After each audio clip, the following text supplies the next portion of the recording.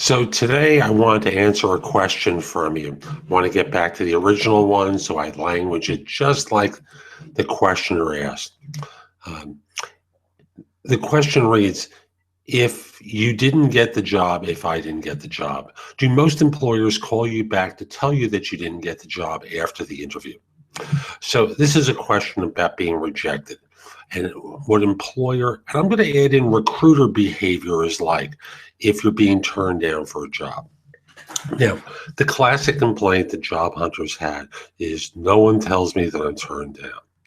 But they do tell you, it's just the language that they use doesn't make it obvious to you. The language employers tend to use, the language recruiters tend to use is they don't call you. It's like in dating situations, if the boy doesn't call the girl, if the girl doesn't get back to the guy, I'm going to do the gender neutral stuff. If a guy doesn't get back to a guy, if a girl doesn't get back to a girl, what's the message in the behavior that's being communicated? The answer is, I'm not interested. That's the language of employers and recruiters. When they're interested, they are all over you. They are reaching out to you. They're confirming information. They're trying to get a sense of what you're looking for in the way of salary. They're doing a lot of things to communicate and connect with you. When they're just not that into you, they're not going to be getting back to you so fast. They're going to be a little cold and curt. They may be non-communicative. And the reason is they're not interested. They're just not that into you. So it's just that you're not hearing the words that say, John, Susan, Ramesh, Way, we're just not going to be hiring you. Now go leave us alone. Instead, they're trying not to hurt your feelings, but they're leaving you anxious. And as a result, you think that maybe there's still a chance. And statistically, it is so rare that after a long period of time, they're going to get back to you. Now, if in the course of your interviewing, I want to give you this tip because I think it's very helpful.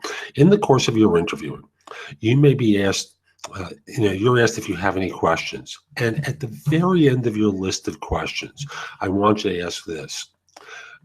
As you're looking at this first round of interviews, what's your timeline for making choices? Well, we're not absolutely certain about that.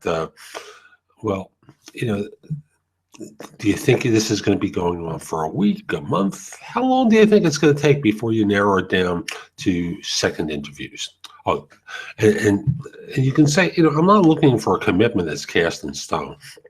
But if you say 2 weeks and it's a month from now, I got a pretty clear message about your lack of interest, right? So could you give me a sense of what your timeline is? And that's as general language. And I don't want you to treat that like it's cast in stone. Treat it like it's a guideline, that it could be a few days later than that. Now, once it's a few days after what they say, the probability is you're not going to get called back. It's certainly possible, but the probability is against it. So there you'd have your answer. And if you want to get the phone call, I'd simply say, it's like the breakup phone call.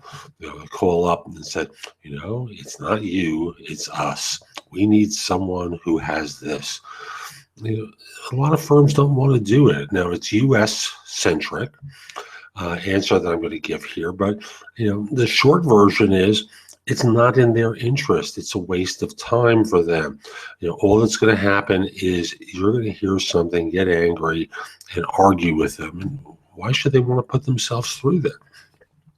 Now, in other nationalities, there may be different reasons for it, but generally, firms don't want to make that phone call, and recruiters clearly don't want to make that phone call.